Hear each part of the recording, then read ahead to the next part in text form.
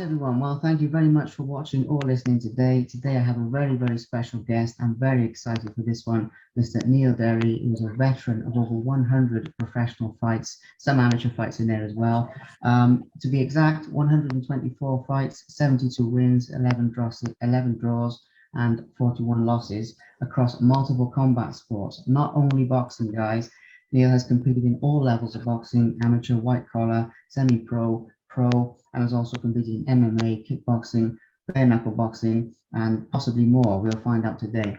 But so he is a true veteran of combat sports. He's done it all. And today we're going to be talking about his life, his career, mindset for fights, a lot of different things. There's a lot going on. So, champ, like I said just now, but I'll say again, thank you very much for coming on. I do appreciate it. Thank you.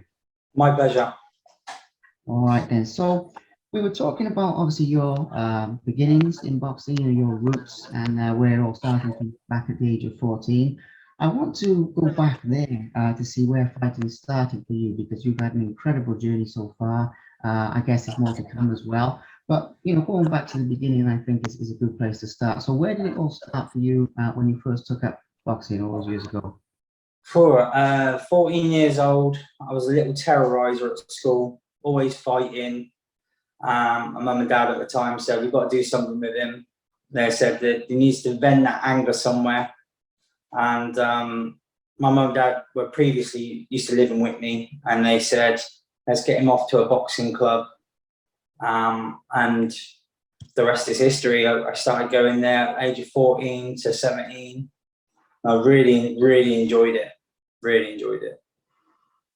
Brilliant, brilliant. So that was the start of it. Okay. Now, obviously, you've had a long journey in combat sports, particularly boxing, but those other sports I mentioned as well over many years. And I know we're sort of jumping from the beginning more into the present, but what has sort of kept you motivated, you know, for all these years to have all these fights, to continue to strive for the best, to, it's usually something I would ask at the end, but I'm dead curious to ask it now. And so obviously to try, you know, multiple combat sports styles. I mean, is it just a challenge? Is it, you get where I'm coming from? I'm talking about the mindset. Yeah, definitely. I think it is the challenge. Mm-hmm. It's keeping up fitness as well. It keeps you really, it maintains your fitness when you focus your energy on preparing yourself for fighting.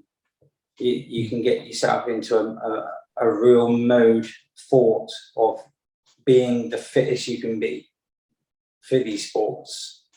Yeah. Excellent. That is excellent. So obviously you've competed across multiple styles, and we'll get into that a little bit more. And boxing seems to be the main one, but obviously I've seen MMA, I've seen obviously bare knuckle as well, and I've seen kickboxing, which is actually the one I personally know the least about. But I followed your career quite a bit. So again, with that, is there sort of a favorite style? I mean, is boxing your sort of go-to, the one you enjoy the most? Yeah. Boxing by far. Yeah. By far, I enjoy it the most. Yeah. That's the more the rounds, the better as well, I find. Okay. Yeah, so you like to really get stuck in and sort of go through the rounds. Yeah, I get it. Cool. Okay. And obviously, with all of the fights you've had in this sort of aspect, I mean, we're getting to physical training now in a minute, because I do want to get into your training regime.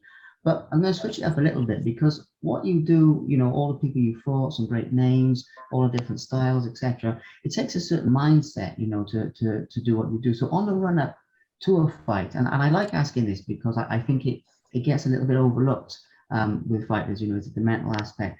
On the run up to a fight, I mean, what are you feeling? Are you feeling like excited, nervous, like is anything like that, or what's the sort of process? Excitement, really. It's excitement for me. But I think my coaches in the past have always dealt with it with giving me confidence and stuff like that. as you progress through the training. So it gives you that course of confidence to go in there and do your best. Yeah, I like that. I like that. And like I say, I love asking that because, you know, people focus on the physical, and obviously it is physical, but you know as well as anyone that a big part of fighting is mental as well. So it's good to give that a mention. I like to cover things like that because a lot of young fighters watch my podcast as well, so it gives them some little tips, you know. And we'll get more into that later. But before we do, obviously, let's talk about your training regime because obviously you're training around work. You've probably got a lot to fit in, and you're competing at the highest level. And Yeah. obviously, well, yeah, consistently giving it your best as well. Like when we were messaging you, you said that, and I believe that. So let's talk a little bit about what you do in terms of sparring, road work, cardio. You obviously love the fitness aspect. I mean, your face is lighting up now. So yeah, just walk us through your favorite parts of training, what you do on a day-to-day basis. Anything you'd like to say, really. Monday to Fridays, I'm in the gym 6 a.m. till 7 a.m. Mostly cardio. I do try and put a little bit, like get a weight day in, doing legs and arms and back and doing as much as I can really in this space. I love my swimming. I swim on a Wednesday. Out of all of them, swimming is probably my most favourite thing to do. And then twice a week, I'm in the gym with some of the lads in Bicester. And we're doing like an hour and a half to 2 hours in the gym. Possibly every Tuesday and Thursday, we're doing at least 15, 20 rounds and sparring with all the lads. And it's not just good for me, it's good for them as well, because it boosts their experience, but it also helps me maintain that fitness as well. I love that. Brilliant. Absolutely brilliant. Yeah, like I say, I mean, your face lights up with the fitness side of things, so you clearly enjoy it, and it's good. And now I mentioned young fighters earlier. We'll get to a bit of advice for them later on, but before we do, I want to talk about what you're doing, because the other night when we were messaging, you said you're training some local lads and everything like that. So are you involved in coaching and sort of giving back to the young ones, the up and coming people now, or what? 100%. I put a show on in July, just gone, on the 24th. And we had a lot of first timers doing a white collar charity fight, and some of the local lads, especially on the street where I live. There's 4 of us from the street, and they all won their fights, and there was excitement, there was partying in the street. It was absolutely brilliant, and it's brought a small community together again through boxing, which is nothing more can be said than that. It's brilliant. It's absolutely fantastic. I love that, champ. I got big respect for that, by the way, giving back to the young guns coming up, but also, the fact that boxing, and I think a lot of combat sports in general, but especially boxing, I've seen it change so many lives, man. I've seen people get off, drugs and alcohol. I've seen people lose massive amounts of weight, get over depression, or at least improve it, or other mental problems. So many things. I think it's got to be one of the most healing sports.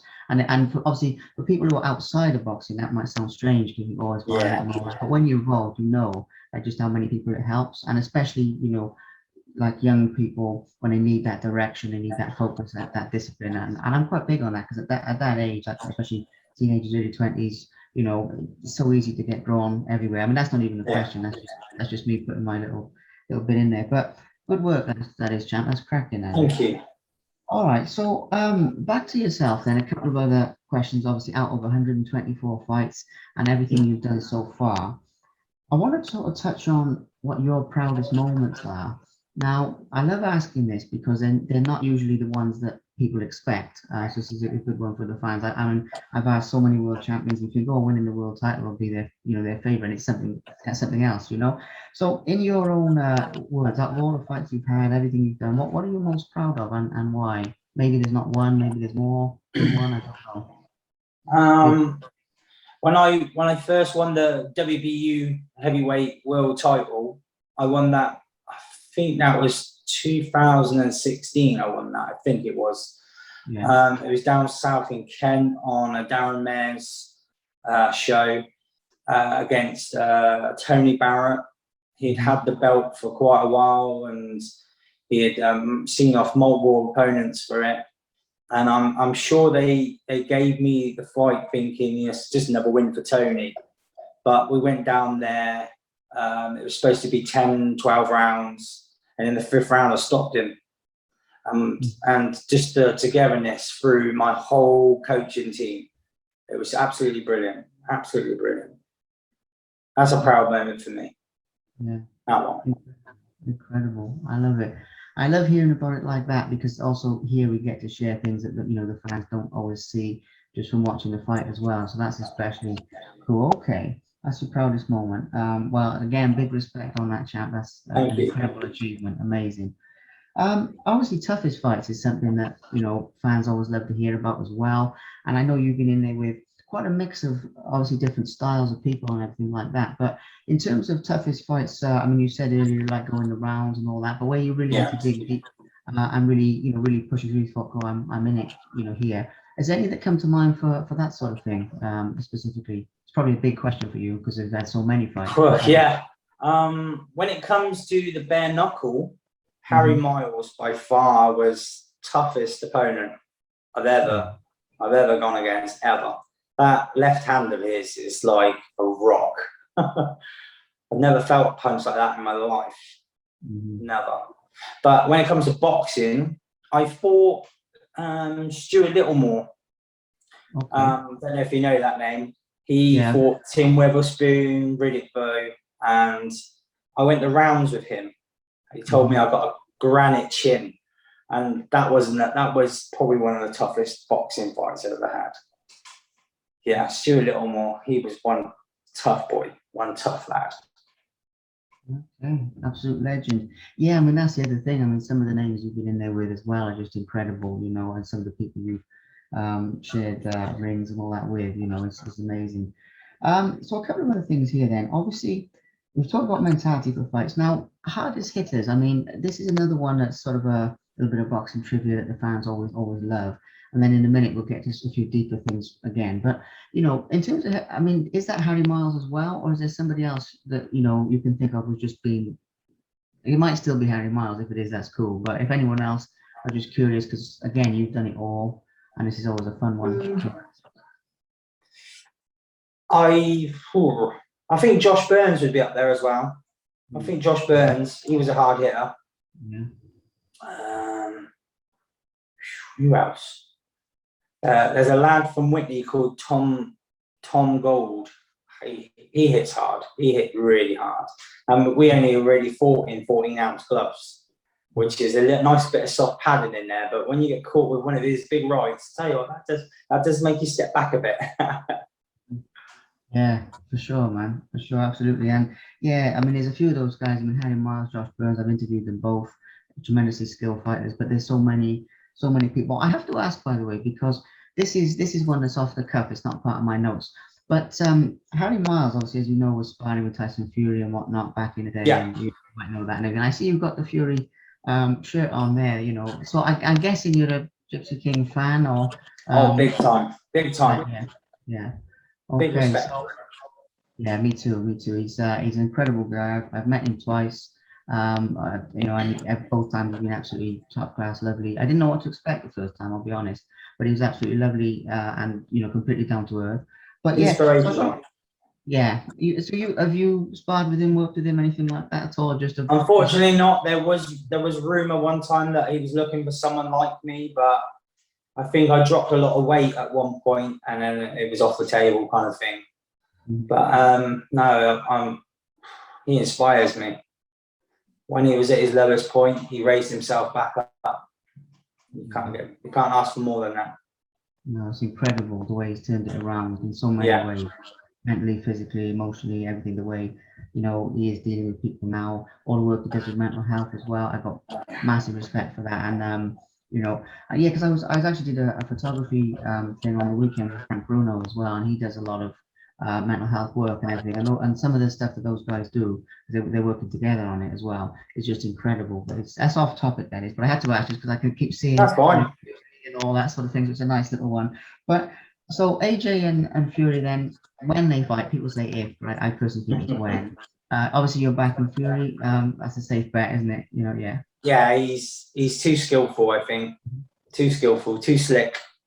Yeah, absolutely. Yeah, I agree. but just I don't mind saying that on here, but I agree. But okay, cool. So let's get him back into your. We've had a bit of fun with that, but let's get him back into your side of things. So obviously, at some point, and I'm not sure of the exact timeline for this, to be honest, but we'll get into it. You decided to try the MMA side of things and sort of switch it up a little bit. So I'm curious with that as to what the inspiration was, because obviously you see, boxers, kickboxers, people was, into the striking side of things transition into MMA, and it's mixed results. Some people do very well, and some people really don't adapt to the ground game and everything like that. So I just want to just touch on that and basically what your inspiration was. I mean, that's the question. What inspired you to make that switch and try MMA? Had done a touch of kickboxing before, very, very lightly, got in, dipped my toes into the water to see what it was like beforehand and do some training. I got a message one weekend, we're looking for someone just like you, need someone who's good on the with the handwork. Can I come down fight on this show? I was like, straight thumbs up, yeah, definitely. I'll give it a shot. I'll try and focus my energy on that and see how it comes out. Some would say you kind of rushed in, head forward, deers in the headlights kind of thing.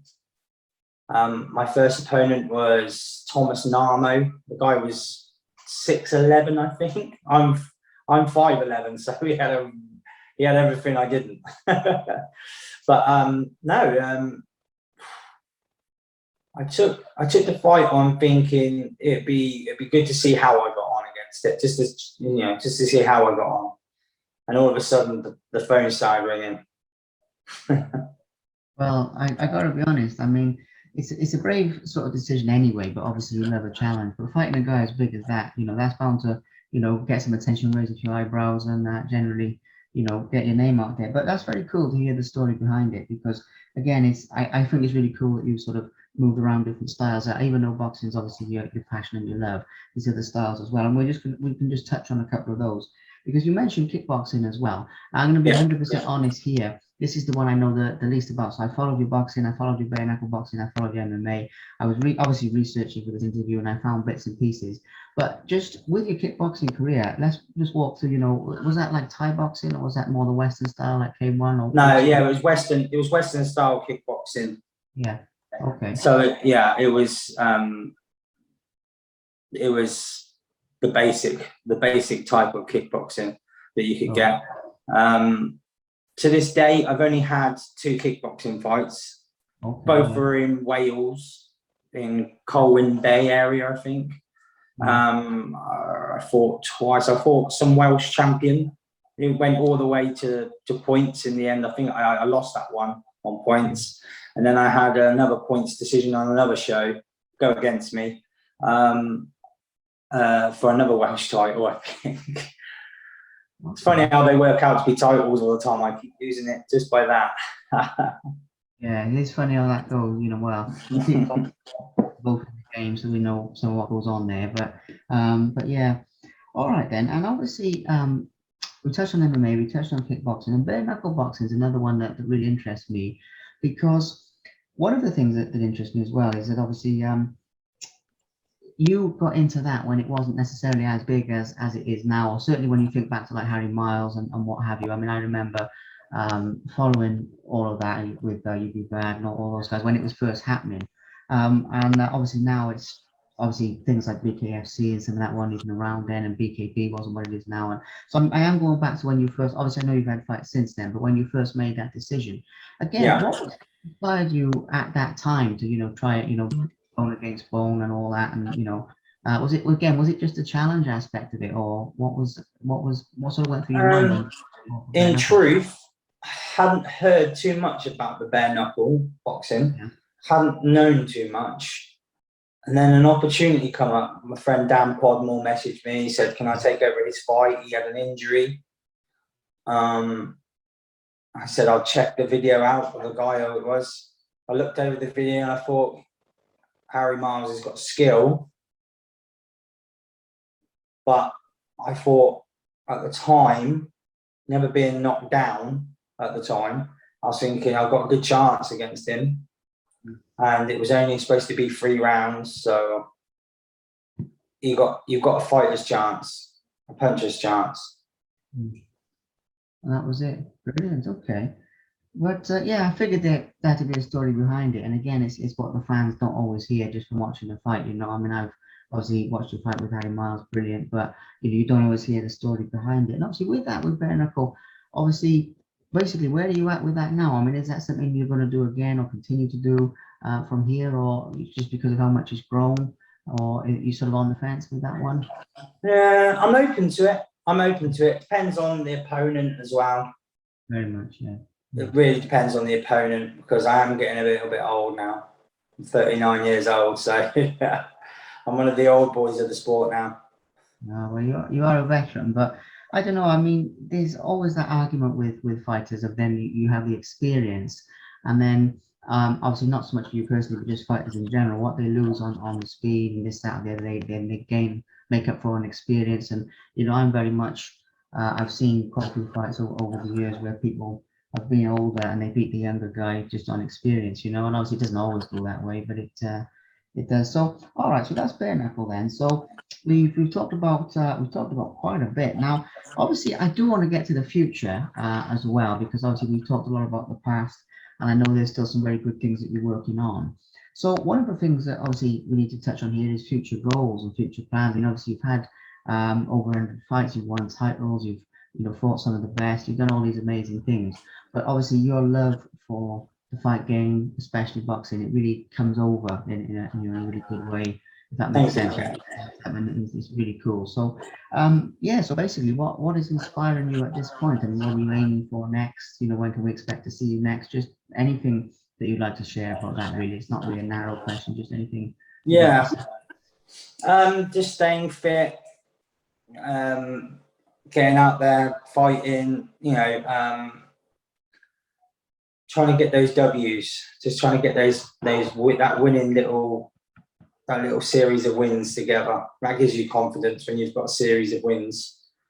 I had a little run not long ago of win, win, win, win, and it felt really good going into fights confident again, and it felt really good. But the next stage for me at the moment is training these young lads as well as keeping my own fitness up. They're the future generation, so I try my best to keep them fit, me fit, and just trying to pass on what I've been taught by some great coaches in the past. I love it. So it's a fitting time then to ask one of my favorite questions, which I do ask people fairly often. This one, but I love asking it. Is obviously advice for the youngsters and everything like that. Now, obviously, there's lads that you train with and all that, which is brilliant. Young fighters watching this as well, if they're further afield and they're watching this, what would be sort of, I don't really know how many, maybe sort of 2 or 3, bits of key advice that you give them, to sort of succeed in the fight game, do well, have a good career, anything like that you'd like to share with them, that you think is valuable. What would your thoughts on that be? Keep yourself fit, keep yourself nice and confident, but number one rule, listen to your coach. Listen, he's there to take care of you. Listen to your coach. That's the number one rule. Good advice. It's really good advice, and it's something I like with these interviews as well, to try and give some of those lessons back from people like you that have done it all and learned some lessons the right way, probably learned some the hard way as well, and all that sort of thing. And we can give some of that back, which is valuable to me. Obviously, I know you've got more fights left in you. I mean, I got the feeling you've got quite a few, but I don't know how you feel about it. But you mentioned the age and you mentioned that. So obviously, when you do retire, how do you want to be sort of remembered as a fighter? How do you want to be looked back on when people, talk about Neil Derry? Because they will talk about you, but how do you want to be remembered in that sense, if you get where I'm coming from? Yeah. Just that I was part of the game. That's all that matters to me. It doesn't matter if they talk about me in a negative way or a positive way, as long as some good comes out of the sport. That's all that matters.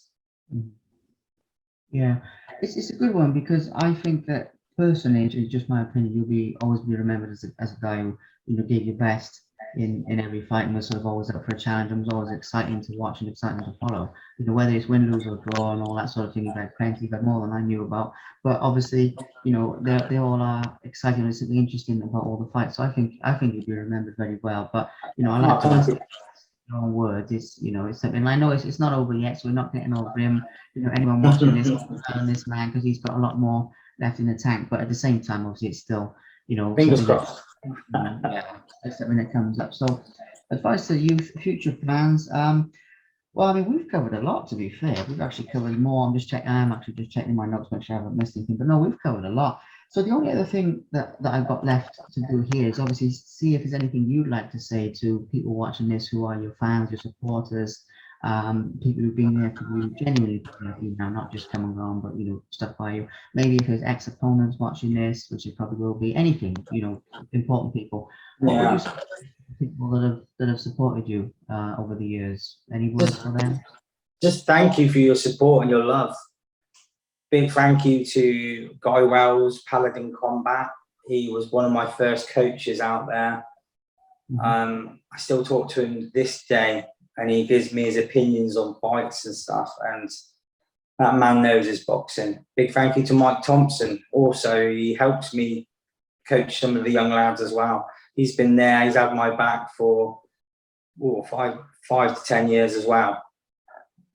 He's a lovely guy. Thank you to all the promoters that had me on their shows up and down the country and in different countries as well. Just thank you. Let's keep the sport going.